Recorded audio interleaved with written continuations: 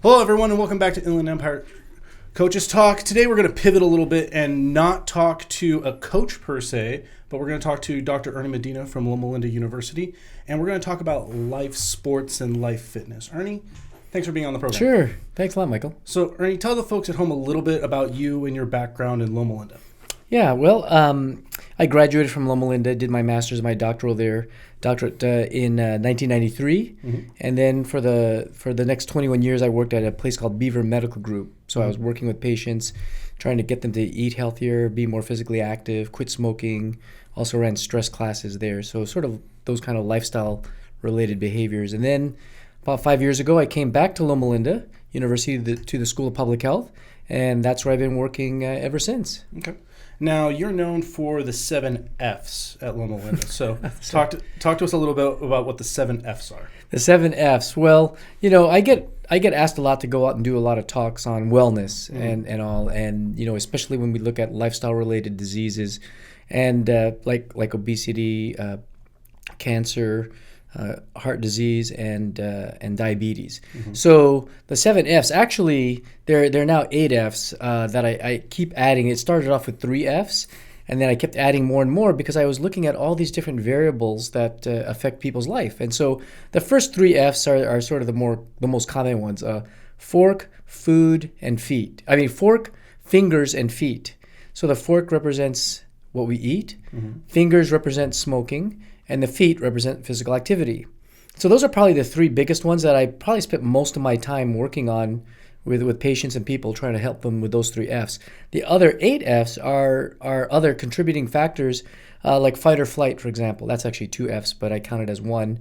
Fight or flight is stress management. So we deal with that because all these Fs actually they can lead to chronic inflammation if not done correctly. And if you have chronic inflammation is the sort of the root cause of a lot of these lifestyle-related diseases. So if you're under a lot of stress all the time, especially like right now during this pandemic, a lot of people are stressed, mental health issues and all that, that can definitely increase chronic inflammation. Another F is friends and family. So your social network. If you have a good social network, then that's going to help you decrease chronic inflammation. But if you have a poor or a negative social network, or you have no social network at all, that can then increase your stress levels and your chronic inflammation. Another one is fumigation. That's sort of at the top that covers things like toxins, pesticides, all those kind of things. Those kinds of things. I don't know.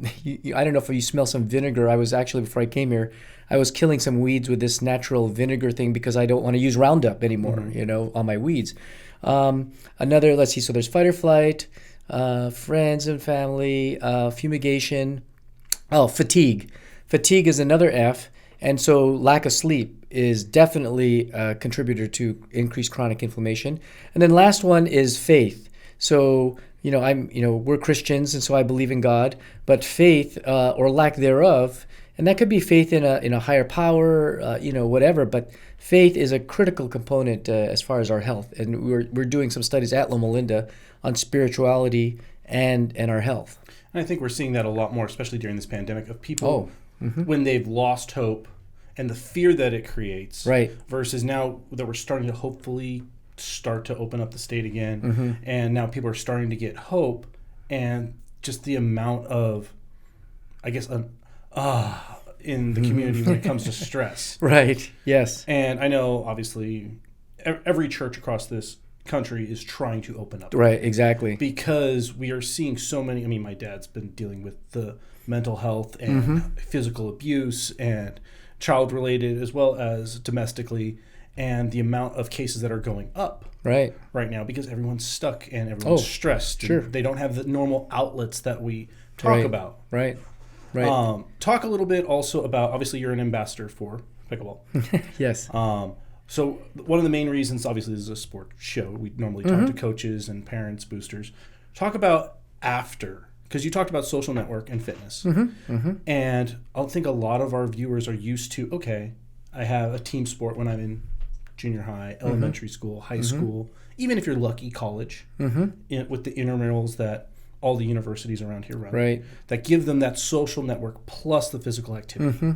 But I think when I knew it happened to me, when I got my first real job and life responsibilities happened, then all of a sudden, now it's also the time that your biological clock starts ticking, and your metabolism starts to slow down. So talk a little bit about life fitness and the different things you can do to, not only the gym and running that we all know that's very isolated incidents, but talk about social life fitness and different opportunities that are out there.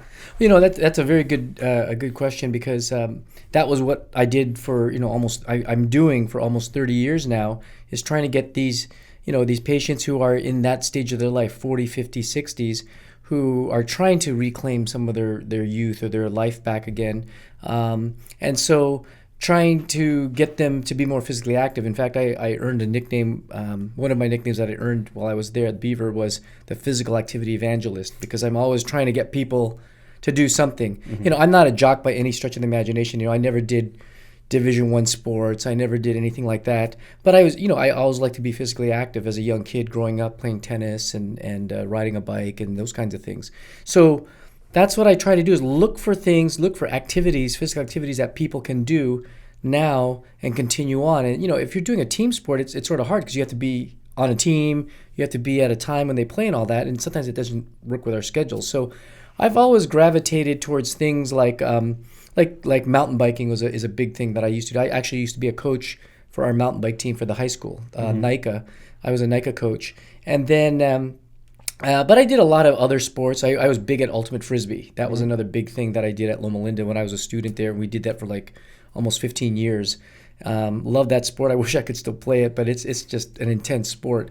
And then I recently got into pickleball, thanks to my mom, who's turning 82 tomorrow. And she introduced pickleball to me in 2016, and I had never heard of pickleball before. And, what is that? That name sounds so crazy. But it was a paddle sport, and so as soon as I played it the first time, this was back in Michigan, I was visiting, I just fell in love with it. And I do a lot of research and exercise, and there's a guy named Dr. John Rady out of Harvard, neurologist, and he talks about what is the ideal sport that is the best kind of sport for your brain health. And when we talk about you're talking about mental health and all, especially now. And then looking at exercise, for me, exercise is always a big stress manager, a stress reliever. And so when I read that research, I said, wow. And he has 5 criteria for exercise that is best for your brain health. 1, it's outside. 2, you do it with other people, social. 3, it's addicting in a healthy way. 4, it causes you to use your brain. You have to think about it. And 5, let's see, did I say outside? There was a 5th thing there, but it'll come back to me. But anyway, all pickleball covers all 5 of these things. It's addictive. We talk about that when I teach people. I'm a coach for pickleball now, and I'll teach people, and they'll tell me, oh man, after the first time they're like addicted. And it's a very social sport, because you're a lot closer on the court than you are on like in other sports like tennis, where you're further apart. We'll have on one tennis court 4 pickleball courts. You could have 16 people right on that court. Obviously we play outside. You can play inside, and then you have to use your mind. Obviously, you have to use your brain to think about that. And so that's why I hate. I know people love working out on machines, but I'm personally not a big treadmill person or stationary bike person. Mountain biking is good too, because mountain biking you have to use your brain to adjust for the terrain. Exactly, or else you're going to kill yourself, right? So that's what I try to look for, those kinds of sports that people can do, that they can do for the rest of life. My mom, like I said, is 82. She's still working full time. She's a physician back in Michigan. Obviously not right now because of the pandemic and all. But she loves to play 3-4 days a week when the weather's good there. And so this is something that you can play for. We have kids playing all the way to grandparents playing. Yeah, because the amazing thing about pickleball and just in general is with BSN, we obviously own U.S. Games. So for all the PE teachers out there. Yeah. And like working with Sue Peterson, John Hall at Loma Linda. Yeah, Loma Linda, yeah. Pickleball is one of the largest growing sports in this country, especially for physical education and PE. Yeah. For the exact reason that you're talking, because the average PE class, you're looking at 40, 50 kids. Right. Well, even in a gym or a regular high school may have 4 tennis courts, or they can break it up into what they would normally have 4 badminton courts inside of a gym. Right. Versus in that same amount of space, they can now facilitate for an entire class of that size, because they can break up those 4 into 4 additional courts. So then that 4 becomes 16. So the way that they're using it is to teach kids, especially on rainy days, because they have the gym inside. Right. And the gear is relatively cheap. Oh, yeah. And the benefits are massive, because not all of us, like, I love golf. I love going out and golfing, or scuba diving as well, just for life fitness. But the gear is expensive. There's a lot of training involved with scuba diving. Right.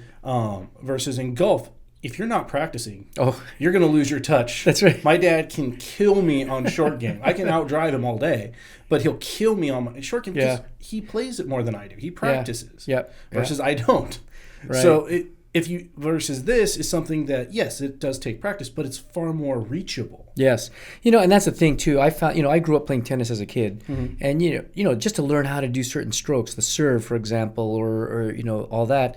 Pickleball, I could teach somebody brand new, never played a racket sport in their life, or paddle sport, anything, teach them, and they could be playing the game, within that hour. And that's the nice thing. It's the learning curve is so easy, but to master it gets more challenging as you go higher up in the higher levels. So if somebody wants to stay at the fun recreational level, that's fine. You can be playing, and the nice thing I like about it too is if I try to play easy with somebody, let's say back when I was playing tennis, even if I hit the ball fairly easy, the ball would still go pretty fast, and then they would have a hard time controlling the ball. Here in pickleball, I can hit the ball easy, and I can play with total beginners, people who are old and they can't run. I can hit it easy and keep the ball in play. It's much easier to control the ball than it is in tennis. And so you're right, the learning curve is very easy, but if you want to get good and play in tournaments, which I play in tournaments, then you have to drill, and I love drilling, and so we drill a lot because we play in tournaments, but you don't have to play in tournaments. Yeah, and I love the fact that you talk about the intimidation.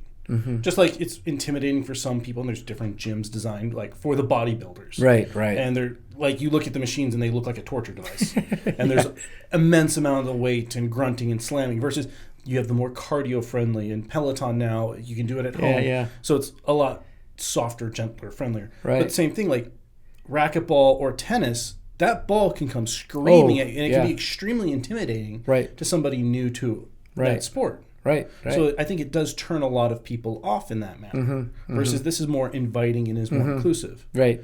So obviously you're an ambassador for the Inland Empire. You guys did an event at Drayson Center. Yes. And you got almost 700 people in the Inland Empire to come out to Drayson Center that for the very first time they ever opened a pickleball court or did anything. Oh, are you talking about the grand opening we had? Yes. Yeah, that was back in 2017.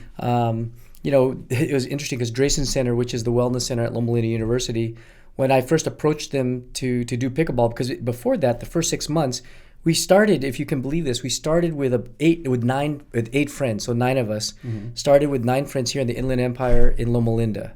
And we were just playing at a local tennis court at Hulda Crooks Park, and I had a net there, and I invited these friends, and we had cheap wooden paddles. I mean, when we look at them now, but that was the first 9, and from there it kept growing and growing and growing, and then I started hopping around to other tennis courts and other places. Finally, it got too large where I approached Drayson Center and said, hey, can we try it here? Which I knew was going to be a little challenge because you have to be a member or connected with them somehow, but we still did it anyway, and within about 3 or 4 months, we would have like close to 50 people playing on that one tennis court they let us play on, and we had set up 4 courts. And so they looked at this and like, wow, this is not a fad. This is something real. And so that summer, which is basically a year after we started from day one, they were resurfacing all their tennis courts anyway. So they decided to convert our tennis court to 4 permanent courts and then put lines on all the other tennis courts. So we have 26 pickleball courts when we did the grand opening, and we hold tournaments every year, 2 tournaments every year.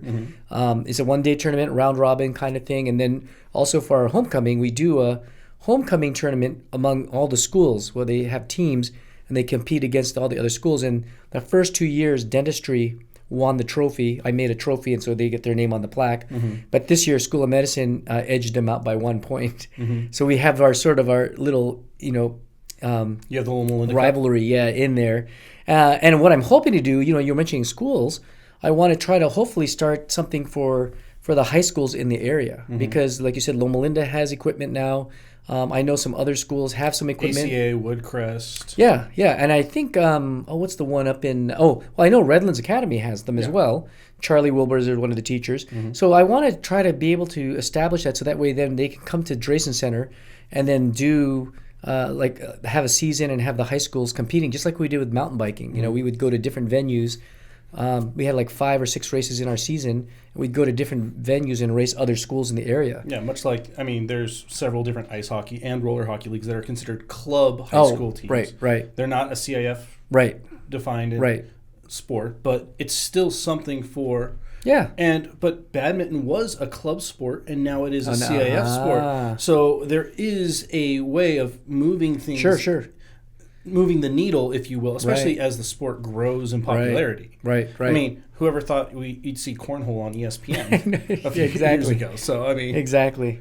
No, that's good you mentioned that about badminton because that would be a nice thing to go from a club to a CIF type sport. So, but we got to start somewhere, right? So, so that's why we're encouraging schools to start it in their PE courses. And then if I can find at least 1 or 2 people at each school that will say, hey, we'll put a team together, and then invite them to, maybe even just for a one-day kind of thing, but to get schools playing each other. That's what one of my goals are once we get out of this pandemic thing. And obviously, you've also been an advocate for trying to expand the amount of pickleball courts in the Inland Empire. I know you're really excited when Gavin Newsom actually said pickleball was one of the official sports that have opened now. Yes. For phase 2. Yes. So talk to us a little bit about how you go about in the community, or if somebody who's watching this in the community wants to expand, how would they get in contact with you? What would be their process? Yeah, and that's the beauty about pickleball because right now, because so many places have been closed, people are playing in their cul-de-sacs. People are playing in their streets in the front. People are playing in their driveway because we can have a portable net that we could set up pretty much anywhere there's a flat space. Yep. And the dimensions is the size of a badminton court, 20 feet wide by 44 feet long total is the court itself. And so, if you have a flat area, it could be a parking lot, it could be a gym, it could, any flat space, you could set up a net. And then we just have sidewalk chalk and we just chalk it out. So how we try to get more courts open in the area, we're obviously looking at the tennis courts. And like here in Riverside, there's actually several ambassadors. I'm actually the ambassador for Loma Linda. And then as it started growing from Loma Linda, I would nominate or encourage people in other cities to be ambassadors because I couldn't go to all these cities and keep things going. So there are ambassadors here in Riverside, and they've been very active with the city council, talking to Parks and Rec, looking at parks that are underutilizing their tennis courts. Because there's a lot of tennis courts out there. In the heyday of tennis, they made all these tennis courts, and now there's only a few people playing them. But pickleballers are starting to swarm all over them. So that's one way to do it. I've also approached churches and schools to try to get it in there. So because a lot of churches will have at least a parking lot to set it up in. And so I've actually gone around to other churches and showed them setting it up in their parking lot, and then taught them because I have like a whole bag of paddles and things, and then they can get the equipment and then invite their neighbors to come. Their community to come and play on a Saturday night or Sunday afternoon or something like that. So those are some of the ways. But they can contact me. There's ambassadors in Riverside, in Redlands, and also Yucaipa. So we have ambassadors all in this area. Now, is it strictly for concrete? Because, I've seen people adapt it where I live in Riverside, where over by UCR, they have the giant open field. Okay. And they'll just basically throw a little pop-up net up, and they'll go to town on it. Could you do the same thing in beach cities, on the beaches, or in wide open fields? So the ball, as you can see here, the ball is like a wiffle ball. It's a plastic ball. And so that ball has to be able to bounce on something. So it wouldn't bounce on sand, for example. But I do know in the beaches there's a lot of paddle tennis.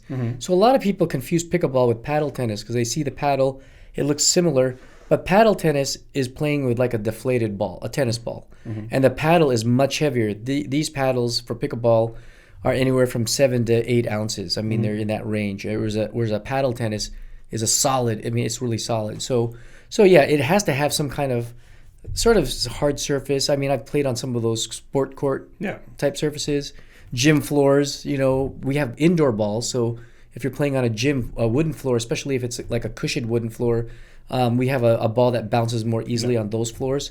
So yeah, it does need to have some kind of hard surface that the ball can bounce on. Mm-hmm. Okay.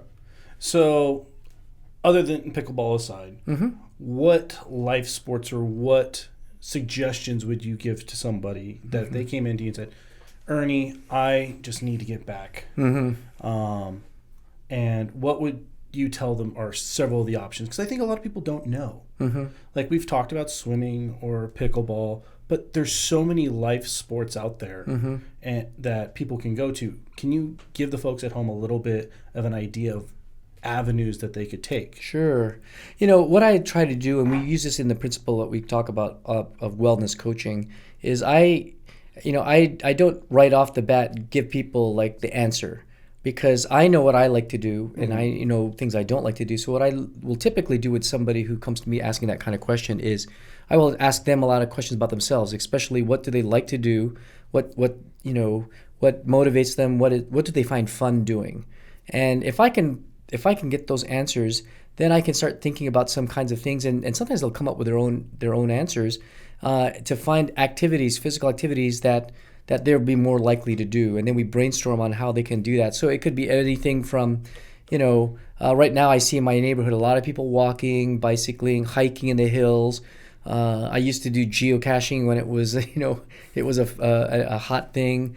But the key is really finding something that person enjoys doing. Because most of the time people say, I don't have time to do it, or they'll find some excuse not to exercise. But if you find something that you do enjoy doing enough, and then there's ways that you can make it so that it really overcomes that inertia of not to exercise, especially like with social, like today I'm going to be playing pickleball, and I know I have my friends, my nephew, they're all coming out, so it's like they're all depending on me to show up because I'm bringing one of the nets. So that keeps going. So unless something drastic comes up and interrupts that schedule, so that's really the key, is to find something that people really enjoy doing, and then coming up with a plan that they can then work it into their life. Because if I tell them to do something and they don't like to do it, they're going to find every excuse not to do it. Yeah, that way it's sustainable. Yes, exactly right. Perfect. Yeah. So if you could give one word of advice for the people at home, because obviously we're, for the most part, still all at home during this pandemic. People are looking for content. What words of wisdom from a public health perspective would you give them during this pandemic? Well, during this pandemic, there's a lot of stuff out there about, washing your hands and sanitizing, wearing a mask and all this kind of thing, and social distancing. But I've always been under, my personal philosophy has always been not if, but when I get infected. So, that the virus, the SARS-CoV-2 virus, it could be everywhere. It could be anywhere. And it's a very contagious virus. And so I've always, I've done all those things that they recommend, but I've really focused on my immune system, because that's really the best line of defense against that. I mean, I could do all the perfect things of washing and all, but if I just touch one thing and then, it gets on my clothes and it gets into me, that's it. So if I focus on my immune system, keep it up, and because the majority of people who get infected, they have either very little symptoms or none at all.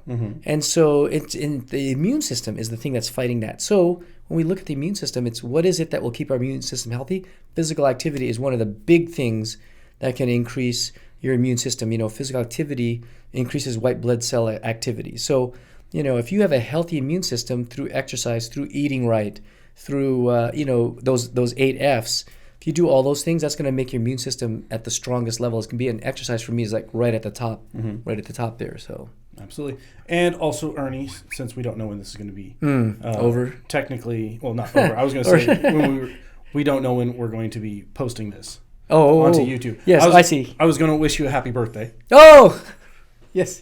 Oh, thanks. You, how did you find that out? It's the joy of social media. Great. Yes. Yeah, that's it. It's today, so.